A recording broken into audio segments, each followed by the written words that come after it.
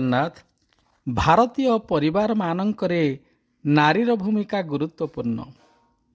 आउ जेतेबेले से शिक्षिता हुए तार रुचि मार्जित हुए, तार आचार व्यवहार संस्कारित हुए। से भली जड़े सुगृहिणी श्रीमती रश्मिरेखा महाराणा 14 सेप्टेम्बर 1982 मसीह माता श्रीमती सौदामिनी महाराणा और पिता श्रीजुक्त रवींद्रनाथ सुतारंकर प्रथम संतान रूपे कोलमंडन करथिले। 2003 रे अस्तरंग निवासी श्रीजुक्त भगवान महाराणा और श्रीमती गौरीप्रिया महाराणांकर पुत्रवधू और श्रीजुक्त मनोज महाराणांक सहधर्मिणी से। श्री जगन्नाथ संस्कृत यूनिवर्सिटी अद्वैत वेदांत रे first class fast gold medalist IYETV द्वारा प्रायोजित सुपरमम प्रतियोगिता रे समस्त प्रतियोगी को पछरे पकाई टपर हेबा, विभिन्न अनुष्ठान पुरस्कृत हेबा, चित्र आंकिबा तांको जीवन गोटे गोटे झलक। रथयात्रा रे तांको मुख निसृत जगन्नाथ भजन तुमे जगतर बंधु आज भी संगीत प्रेमिक मनरे भक्तिरस प्लावित करे। केड़े सरधारे बाप माँ मिसी देले रश्मि रेखा नाम, जीवन सार्थक करिअछ तुमे पाई विभुंकर प्रेम, पाई विभुंकर प्रेम। श्रीमती महाराणा समस्तकर स्नेह सदिच्छारे बाट चलुथांतु आहुरी आगको आगको। यह आमरी सत्यर जगतरनाथ श्री जगन्नाथ निकटरे प्रार्थना। जय जगन्नाथ, जय जगन्नाथ, जय जगन्नाथ। आमरी सत्यर व्यक्ति और व्यक्तित्व कार्यक्रम रे पवित्र अगणा को आपन स्वागत, नमस्कार। जेमिति जन्मरे जोछना, फूलरे बासना, से भली सूर्य रे थाए रश्मि। आपन ना रश्मि रेखा महाराणा। रश्मि रेखा कहे कौन आमे बुझी? रश्मि रेखार अर्थ मो पाई मो बाबा का नाम हूँ रवींद्र और माँ का नाम हूँ सौदामिनी। दी जनकर आलोकर सम्मिश्रण रे मो ना दिए जे कि मो माँ दी रश्मि रेखा। बाबा का नाम र एवं माँ का नाम स और र स मिसी की रश्मि आगे सुंदर बढ़िया ना दी देछंती। माँ होछंती जने कवयित्री, बापा होछंती जने बैंक ऑफिसर एवं आपण होछंती जने सुगृहिणी एवं बहुत उच्च शिक्षा आपण लाभ करिसंती। को कॉलेज रु आपण उच्च शिक्षा लाभ कले? मो जगन्नाथ यूनिवर्सिटी रे पढुथिली। अद्वैत वेदांत मोर मेन स्पेशल सब्जेक्ट थिला। सेथिरे मो एमए करिछि। संस्कृत यूनिवर्सिटी रु आपण उच्चतर डिग्री हासिल कले। आमे समस्त जानू जे Sanskrit is the language mother of all languages, किंतु now it is a dead language. आपण संस्कृत को कहीं भल पाइले? अन्यान्य भाषा थाउ थाउ आपण संस्कृत को कहीं भल पाइले? संस्कृत को भल पाइबार कारण अछि। संस्कृत प्रकृत रे कहबे बोले मां को ठारो हमें सबले सुनु, माने से संस्कृत रे श्लोक गाइबा ये करबा, हमें प्रार्थना कला बेले सब बड़े संस्कृत ही आम बहुत किसी शुणु आती संस्कृत प्रति किसी रुचि रोला। मत जिते से ही माहौल मिलला कि संस्कृत विषय नवापाई मत सुजोग मिलला, तो माँ मुझे चाहिए मु संस्कृत विषय नेली। प्रथम प्रथम तो बहुत कष्ट लगुला कहीं देवनागरी शब्द आम बहुत कठिन शब्द हो जाता, किंतु धीरे धीरे संस्कृत भितर पशिला पर माने से भाषा प्रति कि से तार माने तार पाठ भितर पशिला पर जानलु कि केते सुंदर पाठ ये आ भितर केते जिंस अछि जोटा कि हमें जानिनु। बहुत जिंस हमर लुकायित होकि रहि जाइछि जोटा कि से सब्जेक्ट नेला पर ही हम जानिली ता भितर केते जिंस अछि। प्रकृति रे संस्कृत होछि देवनागरी भाषा एवं जिते पोथी पुराण सब अच्छी सब संस्कृत पुराण संस्कृत भाषा उद्भव होइছে। आपण उच्चतर डिग्री पाई सारला परे आपण जने कर्मजीवी महिला न होई काहे गोटे गृहिणी हेली? गृहिणी हबार मुख्य कारण होउचंती मो माँ और मो सासू। ସିଏ ଯେହେତୁ ମୋ ମା ଜଣେ କର୍ମଜୀବୀ ମହିଳା, ସେ ଜାଣିଛନ୍ତି ଯେ ଉଭୟ ଘର ଆଉ ବାହାର ଦିଟା ସମ୍ଭାଳିବା କେତେ କଷ୍ଟକର କଥା। ତ ସେଥିପାଇଁ ସିଏ କହିଲେ ଯେ ନାଇଁ ମାନେ ଶିକ୍ଷା ଲାଭ କରିବା ଆଉ ମାନେ ନିଜ ଭିତରେ କ୍ୱାଲିଟି ରଖିବା ଅଲଗା କଥା, କିନ୍ତୁ ଯଦି ଆମେ ବାହାରକୁ ଯାଉଛେ ଚାକିରି କରିବା ପାଇଁ ତ ପରିବାରରେ ବହୁତ କିଛି ଜିନିଷକୁ ଆମକୁ ମ୍ୟାନେଜ କରିବାକୁ ପଡ଼େ। ସମସ୍ତଙ୍କ ମନ ନେଇ ଚଳିବା ସହିତ ଆମର କର୍ମକୁ ବି ଠିକ୍ ସେ ସେଇ ହିସାବରେ ଦେଖିବାକୁ ପଡ଼େ। ଆଉ ସେଥିପାଇଁ ନିଜକୁ ବହୁତ କଷ୍ଟ ହବ। ଆଉ ତେଣୁ ଶାଶୁ ବି ଚାହିଁଲେନି ଯେ ମୋ ବୋହୂ ଏତେ କଷ୍ଟ କରୁ, ତେଣୁ ଦୁଇ ଜଣ ମା ଆଉ ବୋହୂ ଦୁଇ ଜଣ ମିଶିକି ହିଁ ଡିସାଇଡ୍ କଲେ ଯେ ନାଇଁ ସର୍ଭିସ୍ କରିବା ଦରକାର ନାହିଁ, ଆଉ ନିଜ ପରିବାରକୁ ଧ୍ୟାନ ଦିଅ ଆଉ ଠିକ୍ ସେ ରୁହ। ପରିବାର ହେଉଛି ଇଏ ଗୋଟିଏ ସୁନ୍ଦର ଶବ୍ଦ। ସ୍ରଷ୍ଟାଙ୍କର ଏ ଯେଉଁ ସୃଷ୍ଟି, ସେଥିରେ ଅମୃତ ସମାନ ହେଉଛି ପରିବାର। ପରସ୍ପର ଯଦି ସ୍ନେହ ଥାଏ ତାହେଲେ ପରିବାର ଝଲସି ଉଠେ। ଆପଣଙ୍କ ପରିବାରରେ କିଏ କିଏ ସବୁ ଅଛନ୍ତି? ମୋ ପରିବାରରେ ମୋର ଶାଶୁ ଶ୍ୱଶୁର ଆଉ ମୋ ଦେଢ଼ଶୁର ଯା, ମୋର 2 ଜଣ ନଣନ୍ଦ, ବଡ଼ ନଣନ୍ଦ, ଆଉ ମୋ ସ୍ୱାମୀ, ମୋର 2ଟି ପିଲା, ଗୋଟେ ଝିଅ ପୁଅ ଅଛନ୍ତି। ସେମାନେ ଆପଣଙ୍କୁ ସୁଗୃହିଣୀ ହିସାବରେ ଦେଖିବାକୁ ଚାହାନ୍ତି ସଦାବେଳେ ପାଇଁ? ହଁ, ସେମିତି ତ କହିପାରିବିନି ଯେ ସବୁବେଳେ ଚାହାନ୍ତି, କିନ୍ତୁ ଯେତେବେଳେ ମୋର ବାହାଘର ହେଇଥିଲା ସେତେବେଳେ ସେମାନେ ଚାହୁଁଥିଲେ ଯେ ହଁ ଗୃହିଣୀ ହେଇକି ରହୁ, ପରିବାରକୁ ଧ୍ୟାନ ଦଉ ଆଉ ପିଲାମାନଙ୍କୁ ଧ୍ୟାନ ଦଉ। ଆଉ ନହେଲେ କ'ଣ ହୁଏ କି ପିଲାମାନଙ୍କୁ ଠିକ୍ ସେ ଧ୍ୟାନ ଦେଇ ହୁଏନି, ଯେଉଁଟାକି ଯେଉଁ ପ୍ରୋବ୍ଲେମଟା ମା ଫେସ୍ କରିଥିଲେ, ସେଥିପାଇଁ ସେ ଚାହୁଁନଥିଲେ ଯେ ମୁଁ ବି ସେଇ ପ୍ରୋବ୍ଲେମ ସବୁ ଦେଇକି ଗତି କରେ। ଜଣେ ସୁଗୃହିଣୀ ହିସାବରେ ଆପଣ ଆପଣଙ୍କ ପରିବାର ଭିତରେ ରହିଲେ, କିନ୍ତୁ ସମାଜ ଆପଣଙ୍କଠାରୁ ଆହୁରି ଅନେକ ଜିନିଷ ଚାହୁଁଥିଲା। ଯେହେତୁ ଆପଣ ଉଚ୍ଚଶିକ୍ଷିତା, ଆଉ ଆପଣଙ୍କର କ'ଣ ସବୁ କ୍ୱାଲିଟି ସବୁ ଅଛି? କ୍ୱାଲିଟି କହିବାକୁ ଗଲେ ମୋତେ ସବୁଠାରୁ ମୁଖ୍ୟ କ୍ୱାଲିଟି ମୋର ହେଲା ମୋତେ ଗୀତ ଗାଇବାକୁ ବହୁତ ଭଲ ଲାଗେ। ଆପଣ ଗୀତ ଗାଇବାକୁ ଭଲ ପାଆନ୍ତି? ଆଜ୍ଞା। ଆଚ୍ଛା, କୋଉ କୋଉ ଜାଗାରେ ଆପଣ ଗୀତ ଗାଇଛନ୍ତି? ଗୀତ ତ ମୁଖ୍ୟ ମୋର ହେତୁ ହେଲା ଦିନଠାରୁ ମୋର ଯେତିକି ମନେ ଅଛି, ମାନେ ସନ୍ଧ୍ୟାବେଳେ ପ୍ରାର୍ଥନାଟା ଥିଲା, ସେଇଟା ହିଁ ଆମର ମାନେ ସବୁଠାରୁ ମେନ୍ ଜାଗା କି ପ୍ରାର୍ଥନା ହେଲେ ଆଜି କୋଉ ନୂଆ ଗୀତ ବୋଲାଯିବ, କୋଉ ନୂଆ ଭଜନ ଆମେ ଗାଇବା। ତେଣୁ ବାପା ବି ସବୁବେଳେ ମାନେ କହିବେ ମାରେ ଆଉ ଆଜି ମାଙ୍କର ଏଇ ଭଜନଟି ଗା, କି ଆଜି କୃଷ୍ଣଙ୍କର ଏଇ ଭଜନଟି ଗା। ମାନେ ମୋର ପ୍ରଥମ ଯେଉଁ ମୋତେ ଖୁସି ମିଳେ ସେଇଟା ମୋର ଆମ ଘରର ଯେଉଁ ସନ୍ଧ୍ୟାବେଳର ପ୍ରାର୍ଥନା, ସେଇଥିରୁ ହିଁ ମିଳିଛି। ଆଉ ସବୁବେଳେ ମୋତେ ମୋ ମୁଣ୍ଡରେ ଗୋଟେ କଥା ଥାଏ ଯେ ମୁଁ ଏତିକି ମୋତେ ଠାକୁର ମାନେ ମୋ ସ୍ୱରଟାକୁ ଦିଅନ୍ତୁ ଯେ ମୁଁ ଗୋଟେ ପ୍ରାର୍ଥନା ଗାଇପାରେ, ମାଙ୍କର ଗୋଟେ ଭଲସେ ଗୋଟେ ପ୍ରାର୍ଥନା ମୁଁ ଗାଇପାରେ। ସେଇଟା ହିଁ ସବୁବେଳେ ମୋ ମୁଣ୍ଡରେ ପିଲାଦିନୁ ହିଁ ଥାଏ। ଭଜନ କଲେ ମିଳେ ଶାନ୍ତି, ଭକ୍ତିରେ ଜଗନ୍ନାଥ ପ୍ରୀତି। ରଥଯାତ୍ରାର ଧାରାବିବରଣୀ ଆମେ ଶୁଣିଲା ବେଳେ ଆପଣଙ୍କର ବି ଗୀତ ଶୁଣୁ, ଆପଣଙ୍କର ସୁଲଳିତ କଣ୍ଠରେ ଆପଣ ଭଜନ ବି ଗାନ କରନ୍ତି। ସେଇ ସଙ୍ଗୀତ ଯେଉଁ ଗାନ କରନ୍ତି, କେମିତି ପ୍ରେରଣା ପାଇଲେ ଏବଂ କେମିତି ଆମେ ରଥଯାତ୍ରା ସମୟରେ ଆପଣଙ୍କର ଭଜନ ଶ୍ରୋତାମାନେ ଶୁଣିଲେ, ସେଥିରୁ କିଛି ଅଭିଜ୍ଞତା ଆପଣ ଆମକୁ? ଭଜନ ଯେଉଁ ମୁଁ ଗାଇବାର ପ୍ରଥମ ଇଏ ହେଲା ତ ସେଇ ମାଙ୍କଠୁ ଶୁଣି ଶୁଣି ଆମେ ସବୁ ଭଜନ ଗାଇବା ଶିଖିଲୁ, ଜଗନ୍ନାଥଙ୍କର ଭଜନ ଗାଇବା ଶିଖିଲୁ। ଆଉ ଧୀରେ ଧୀରେ ମୁଁ ଯେତେବେଳେ ବାହା ହେଇକି ଆସିଲି, ସେଇଟା ତ ଛୋଟବେଳ କଥା, ଆଉ ତାପରେ ବହୁତ ଗୁଡ଼ା ଆମର ଯେଉଁ ସବୁ ସ୍କୁଲରେ ପ୍ରୋଗ୍ରାମ ହୁଏ, କମ୍ପିଟିସନ୍ ହୁଏ, ସେଥିରେ ଆମେ ଜଗନ୍ନାଥଙ୍କ ଭଜନ ଗାଉ। ଆଉ ତା ଦେହରେ ମୁଁ କେତେ ଗୁଡ଼ାଏ କମ୍ପିଟିସନ୍ରେ ମୁଁ ଉତ୍ତୀର୍ଣ୍ଣ ମଧ୍ୟ ହୋଇଛି। ଆଉ ସେତେବେଳୁ ହିଁ ମୋତେ ଗୋଟେ ସବୁବେଳେ ଥାଏ ଯେ ମୁଁ ବହୁତରୁ ବହୁତ କେମିତି ମାନେ ଭଜନ ସବୁ ଗାଇବି, ଆଉ ଜଗନ୍ନାଥଙ୍କ ଭଜନ ଗାଇବି, ମାଙ୍କର ଭଜନ ଗାଇବି। ଆଉ ତେଣୁ ସେଇ ଯେଉଁ ଇଚ୍ଛା ଶକ୍ତିଟା ଥିଲା, ସେଇ ଇଚ୍ଛା ଶକ୍ତିଟା ଧୀରେ ଧୀରେ ମାନେ ମୋର ପ୍ରବଳ ମାତ୍ରାରେ ବଢ଼ି ବଢ଼ି ଚାଲିଲା। ଆଉ ଯେଉଁଟାକି ବାହାଘର ପରେ ମଧ୍ୟ, ଏମିତି ବି କହିବି କି ବାହାଘର ପୂର୍ବରୁ ମଧ୍ୟ ଯେତେବେଳେ ମୋତେ ଦେଖିବାକୁ ଆସିଥିଲେ, ସେତେବେଳେ ମଧ୍ୟ ଯେତେବେଳେ ସେ ପଚାରିଲେ କି କ'ଣ ହବି, ମୁଁ କହିଥିଲି ମୋତେ ଗୀତ ଗାଇବାକୁ ଭଲ ଲାଗେ। ହଁ, ତ ମୋ ନଣନ୍ଦ କହିଲେ ଯେ ଆଉ ଆରେ ବାଃ ବହୁତ ବଢ଼ିଆ କଥା, ଗୋଟେ ଗୀତ ଗାଇକି ଶୁଣେଇଲେ। ତ ମୁଁ ଗୋଟେ ମାଙ୍କର ଭଜନ ଗାଇଥିଲି, ତ ସେ ବହୁତ ଖୁସି ହେଇଯାଇଥିଲେ। ତାପରେ ସେ ବୋହୂ କରିଥିଲେ? ହଁ, ସିଏ କହିଲେ ହଁ ତମକୁ ତ ଆମେ ବୋହୂ କରି ନେବୁ, ଆଉ ବହୁତ ଭଲ ଲାଗିଲା।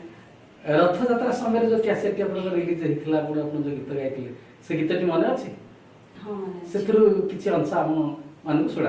তুমি মোর বন্ধু হুয়া কি না হুয়া, তুমি জগতর বন্ধু, তুমি মোর বন্ধু হুয়া কি না হুয়া, তুমি জগতর বন্ধু, জগত রহিলে মু রহিথিবি, জগত রহিলে মু রহিথিবি, লভি করুণার সিন্ধু, তুমি মোর বন্ধু হুয়া কি না হুয়া, তুমি জগতর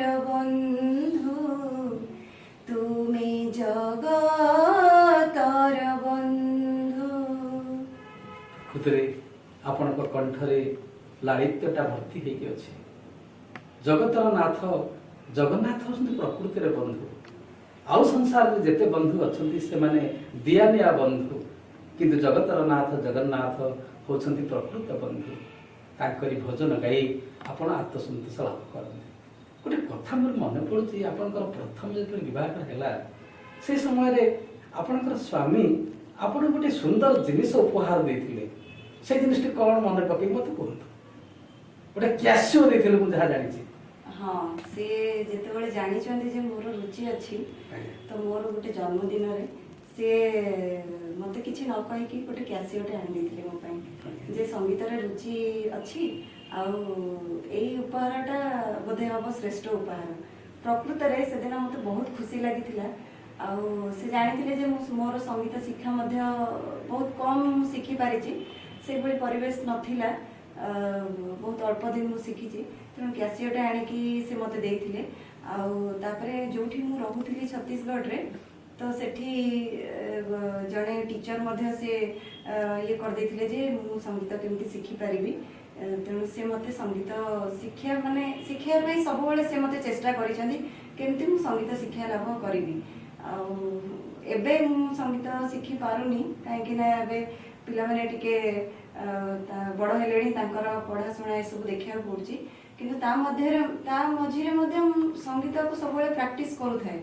ମାନେ ଯେତେବେଳେ ବି ଯେଉଁ ଗୀତ ଭଜନ ହେଲା କି ଯେକୌଣସି ଆମର ମୁଭି ସଙ୍ଗ ହେଲା, ମୋର ସବୁଦିନ ଗୋଟେ ସଙ୍ଗ ମୁଁ ଗାଇବା ସେଟା ମାନେ ଧାର୍ଯ୍ୟ, ପ୍ରାକ୍ଟିସ୍ଟା ମୁଁ ସବୁବେଳେ କରୁଥାଏ। ଆଉ ଅଳଙ୍କାରର ରିୟାଜ ମାନ ବି ମୁଁ ସକାଳେ ଟିକେ କରେ, ଯୋଉଟାକି ମୋର ମାନେ ସଙ୍ଗୀତର ଯାତ୍ରାଟାକୁ ସେ ମାନେ ବଜାୟ ରଖିଛି। ମାନେ ମୁଁ ସେଠାରେ ବ୍ରେକ୍ ଦେଇନି।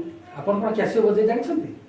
ହଁ, ମୁଁ ଅଳ୍ପ ବହୁତ ଜାଣିଛି, ପୁରା ତ ନୁହେଁ, ଅଳ୍ପ ବହୁତ ଜାଣିଛି। ହାରମୋନିୟମ ବି ଅଛି, ସେ ହାରମୋନିୟମ ବି କିଣି ଦେଇଛନ୍ତି ମୋ ପାଇଁ। ହାରମୋନିୟମ ବି ଜାଣିଛନ୍ତି? ହଁ।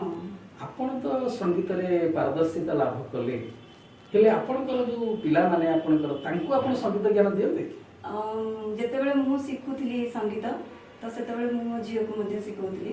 ତ ତାର ମଧ୍ୟ ରୁଚି ଅଛି ଗୀତ ଗାଇବାରେ ଆଉ ଇନଷ୍ଟ୍ରୁମେଣ୍ଟ ବଜାଇବାରେ, ତାର ମଧ୍ୟ ରୁଚି ଅଛି।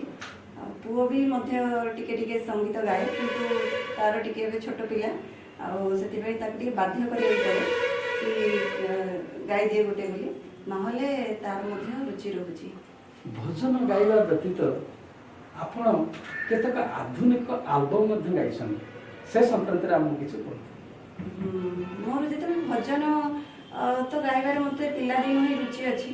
ଆଉ କିନ୍ତୁ ଗୋଟେ ଜିନିଷ ଥିଲା କି ଆଧୁନିକ ଗୀତ ବି ଗାଇବି।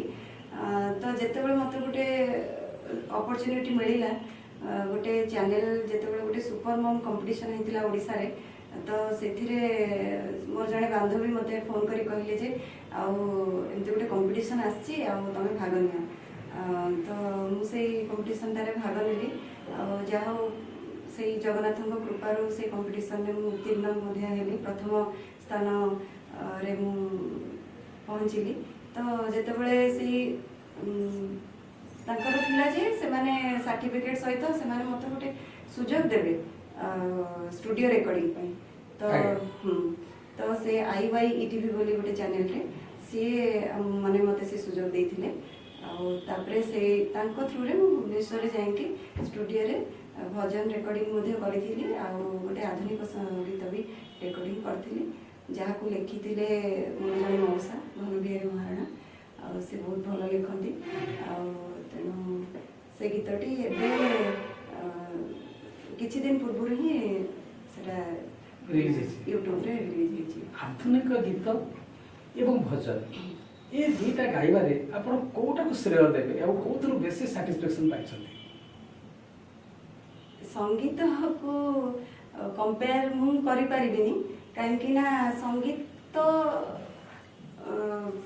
माने भजन तो मोर सेटा माने समस्त भी कहती भजन गाइला बेले बहुत भाव विहल मु हो जाए आ बहुत फीलिंग्स रो सहित मु गाए कहीं ना मु ईश्वर को चिंता करी से जो जहाँ भी लेखा थाए ताकू निज अनुभव को आनिकी सेटा मु गाए आधुनिक गीत जेकोसी संगीत गाइले मध्य ताकू जदि आमे अनुभव न करि पारले से संगीत को आमे फुटाई परिबानी आमे देखो जो ये जो भजन गाउछन्ती जो माने आज्ञा से माने केतक हिंदी शब्द केतक इंग्लिश शब्द बा पॉप म्यूजिक बा ट्रैक रे गीत गाइगिरी से माने श्रोता को आकर्षण करूछन्ती नहीं मु तार फॉरन नुह कहीं ना जिते बड़े आम भजन टे गाँचे आम भाव को देखा उचित से भाव को आजिकली माने पैसा रोजगार करने पाई बहुत लोग कौन कर मिक्स कर दौरान माने से ताकू बजेबे एथिरे हमर प्रोसेसन करके जते भसाणी करिवे किए करिवे सेथिरे सब माने मार्केट रिलेटेड करिया पई ताकू अलगा कमर्शियल करि दउचंदी किंतु मु तार सपक्ष रे नहे मते से सब माने मते टिके भल लागेनी प्रकृति रे भाव रे बंधा जगतर नाथ जगन्नाथ भाव पाई केते बेले से दासिया बाउरी ठारू नड़िया नै तो केते बेले बंधु महाती की निज हाथ रे अन्न प्रसाद बाहि दैछन्ती भाव रे जो भजन भी लिखा जाय थाए ताहा गाया पाई सुनिया पाई निश्चित भल लागे आउ अन्य कोन करति सब आपन अछि प्रति आपण अंतरे सुगृहिणी एवं कहिले जे को सुपर मम रे आपण प्रथम हेतिले गीत गाइगिरी या व्यतीत आपणकर भल रोषेई कर जानथिबे रोषेई कर जानते आपण रोषेई करके खाइबा को देला बेले सासु ससुर एमन समस्त खाती आपणकर स्वामी भी खाती खाइला बेले से माने प्रशंसा करके आपण किसी कहंती जेते बेले भलो आइता प्रशंसा करंती आ जेते बेले भलो न आइता किछि कहंती नहीं रागंतीनी कहंती हां लुण पड़िनी से नहीं लुण सेमती किछि केबे हेइनी जे लुण पड़िनी किंतु जेते बेले भलो आइता निहाती से प्रशंसा करंती प्रशंसा पाइला परे आपण कोन अनुभव करंती भल लगे समस्त मनीष तो माने प्रशंसा प्रिय आ मते बेसी भल लगे जेते बेले मो सासु कहंती मते सासु घर को जाए आ मो सासु कहंती आसिलु गोटे भजन गाई दिलु सेटा मते बेसी खुशी लगे रोसई रे प्रशंसा टा मते जेतिकी न भल लगे सी जेते मो ठारो गोटे गीत सुनिया को चाहंती भजन टे सुनिया को चाहंती सेटा मते बेसी आनंद दे पारिवारिक शांति आपन को देखाय हां माने लागे जे माने मोर दिन सारा रो सब थकान मोर दूर हे गेल दूर हे जाय ई संगीत खाली सासु नहंती माने मो परिवार समस्त मो नंद माने भी से माने समस्त मते प्रोत्साहन दियंती मो भाई भौणी बापा तो माने पूरा से डिसाइड करंती जे को गीत म गाइबी कोटा न गाइबी माने समस्त मो परिवार समस्त को नै कि आज मु तैयारी हिची मु एकुटिया कोनसी माने ये करिनी मु जले कंपटीशन में भाग नै थिली सेते बेले भी माने ननंद माने सब दिन फोन करिवे कोन हिला माने जेते धीरे धीरे गोटे परे गोटे पाहाच मु आगु आगु बढ़ी चलथिली समस्त बहुत सहयोग रही माने भाई भौणी जेमिति मते सपोर्ट करंदी मोर सासुगर समस्त सब सपोर्ट करछन आपनकर ये जो संगीत लाइन के आसीबा पाई जो रुचि थिला सेटा विवाह परे ना विवाह पूर्व थिला एटा तो मोर पिल्ला दिनर स्वप्न थिला माने आपण जेते पाठ पढुथिले सेते भी गीत गाउथिले बहुत छोट थिली जेते आपण विश्वास करिवेनी मु एते बोधे तृतीय चतुर्थ पढुथिली गोटे कंपटीशन आस्तिला सेतिरे मु भिकारी मानकर गोटे गीतटे भजनटे गाइथिली को गीतटा मन गीते बोलु ଭିକାରୀ ବଳ ମାନେ ଭଜନ ସମ୍ରାଟ ଭିକାରୀ ବଳ ହଁ। କୋଉ ଗୀତଟା ଆପଣ ଗାଇଥିଲେ ମନେ ପକାନ୍ତୁ। ବାଇଶି ପାହାଚ ଉଠି ପାରୁ ନାହିଁ, ଚକାଖି ଚକା ଡୋଳା, ଚକାଖି ଚକା ଡୋଳା। ଏମିତି ଆଗକୁ ଟିକେ ଭୁଲି ଯାଉଛି। ଏ ଗୀତ ତଥାପି ମୁଁ ଗାଇଥିଲି। ସୁମଧୁର ସ୍ୱରରେ ଭଜନ ସମ୍ରାଟ ଭିକାରୀ ବଳଙ୍କର ଯୋଉ ଭଜନ ଆପଣ ଶୁଣେଇଲେ ବହୁତ ସୁନ୍ଦର ହେଲା। ଆପଣଙ୍କର ଭବିଷ୍ୟତ ଆହୁରି ଉଜ୍ଜଳମୟ ହଉ, ସଙ୍ଗୀତ ଜଗତରେ ଆପଣ ନାମକରା କଳାକାର ହୋଇ ବାହାରନ୍ତୁ। ସଙ୍ଗୀତ ପାଇଁ ଆପଣ କିଛି ପୁରସ୍କାର ପାଇଛନ୍ତି କି? ହଁ, ମୁଁ ପିଲାଦିନେ ଶିଶୁ ମେଳା ପ୍ରୋଗ୍ରାମ ହୁଏ ସ୍କୁଲରେ, ଆଉ ସ୍କୁଲରେ ମୋତେ ବହୁତ ପ୍ରୋଗ୍ରାମ ହୁଏ, ତା ଦେହରେ ମୁଁ ପୁରସ୍କାର ଲାଭ କରିଛି। ଆଉ ସବୁଠୁ ମୋତେ ଖୁସି ଲାଗିଥିଲା ଯେବେ ଶିଶୁ ମେଳା ପ୍ରୋଗ୍ରାମରେ ଗଭର୍ଣ୍ଣର ଆସିଥିଲେ ଆଉ ତାଙ୍କ ହାତରୁ ଆମେ ପୁରସ୍କାର ଗ୍ରହଣ କରିଥିଲୁ ସଙ୍ଗୀତ ପାଇଁ ଏବଂ ଚିତ୍ରକଳା ପାଇଁ। ଆମେ ଯାହା ଜାଣିଛୁ ଜଣେ ସଙ୍ଗୀତକାର ହେବା ପାଇଁ ପଛ ପଟରେ ଜଣେ ଗୁରୁଙ୍କର କିଛି ପ୍ରେରଣା ଥାଏ। ଆପଣଙ୍କର ଗୁରୁ କିଏ? ମୋର ପ୍ରଥମ ଗୁରୁ ତ କହିବି ମା, ଆଉ ବାକି ଯଦି ଆମେ ଦେଖିବା ସଙ୍ଗୀତ ରିଲେଟେଡ୍ ଗୁରୁ ତାହେଲେ ସେ ହେଉଛନ୍ତି ଭାଗୀରଥୀ ବିଶ୍ୱାଳ। ଆଉ ତାଙ୍କଠାରୁ ମୁଁ ବହୁତ ଅଳ୍ପ ଦିନ ଶିକ୍ଷା ଲାଭ କରିଥିଲି, କାହିଁକିନା ତାପରେ ମୋର ମ୍ୟାରେଜ୍ ହେଇଯାଇଥିଲା। ମୁଁ ପୁରା ମୋର ସଙ୍ଗୀତ ଶିକ୍ଷା ପୁରା କରିପାରିନଥିଲି। ତାପରେ ଯେଉଁ ମୋ ସ୍ୱାମୀ ମୋତେ ଶିଖେଇଲେ ଛତିଶଗଡ଼ରେ ଆମେ ଥିଲାବେଳେ, ସେ ତାଙ୍କ ନାମ ହେଉଛି ସଙ୍ଗୀତା ପଣ୍ଡା, ତାଙ୍କଠାରୁ ମୁଁ ଶିକ୍ଷା ଲାଭ କରୁଥିଲି। ଆଉ ଯେତେବେଳେ ମୁଁ ସୁପର ମମ୍ କମ୍ପିଟିସନରେ ଭାଗ ନେଲି ସେତେବେଳେ ମୋତେ ଜଣେ ଗୁରୁ ମିଳିଲେ, ଜ୍ୟୋତ୍ସ୍ନା ମୁଦୁଲି ମ୍ୟାଡ଼ାମ୍, ଯାହାଙ୍କ ଠାରୁ ମୁଁ 2-3 ମାସ ସଙ୍ଗୀତ ଶିକ୍ଷା ଲାଭ କରିଛି, ଯାହାଙ୍କର ଗାଇଡାନ୍ସରେ ମୁଁ ମୋର 2ଟି ଯେଉଁ ଆଲବମ୍ ବାହାର କଲି ତାଙ୍କରି ଗାଇଡାନ୍ସରେ ମୁଁ ବାହାର କରିପାରିଲି। ମୋ ନାଁ ମନୋଜ ମହାରଣା, ମୁଁ ରଶ୍ମିରେଖା ମହାରଣାଙ୍କର ହଜବେଣ୍ଡ। ରଶ୍ମିରେଖା ମହାରଣା ମୋ ପାଇଁ ସବୁକିଛି ଆକ୍ଚୁଆଲି।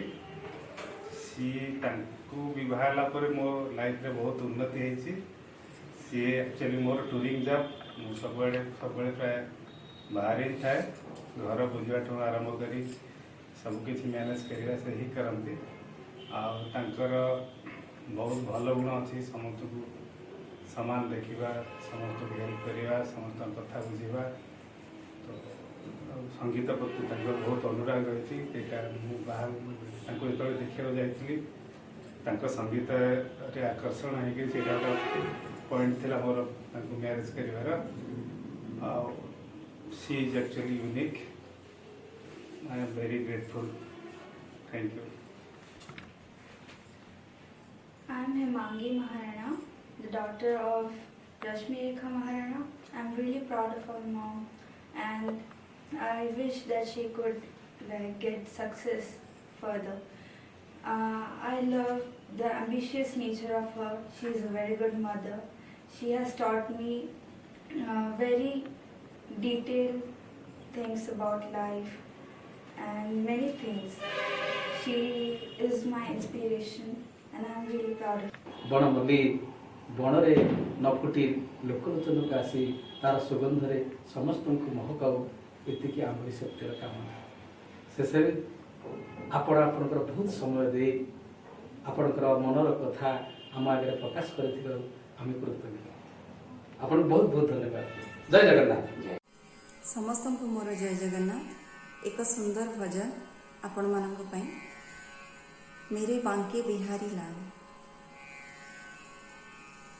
मेरे बांके बिहारी लाल, तू इतना ना करियो श्रृंगार, नजर तो है लग जाएगी, नजर तो है लग जाएगी।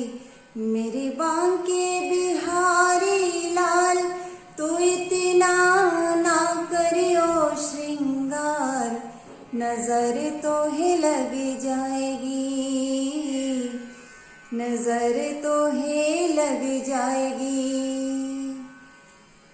तेरी सूरतिया पे मन मोरा अटका, प्यारा लगे तेरा पीला पटका।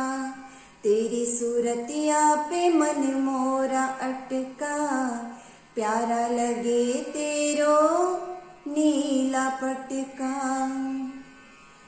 तेरी टेढ़ी मेढ़ी चाल हो हो हो हो हो हो हो,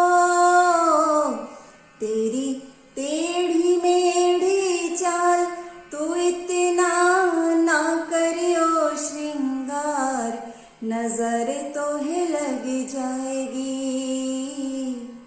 नजर तो है लग जाएगी। मेरे बांके बिहारी लाल, तू इतना ना करियो श्रृंगार, नजर तो है लग जाएगी, नजर तो है लग जाएगी। तेरी मुरलिया पे मन मेरा अटका, प्यारा लगे तेरा नीला पटका। तेरी मुरलिया पे मन मोरा अटका, प्यारा लगे तेरा नीला पटका। तेरे घूंघर वाले बाल हो हो हो हो हो हो हो हो, तेरे घूंघर वाले बाल, तू इतना ना करियो श्रृंगार, नजर तो है लग जाएगी, नजर तो है लग जाएगी। मेरे बांके बिहारी लाल।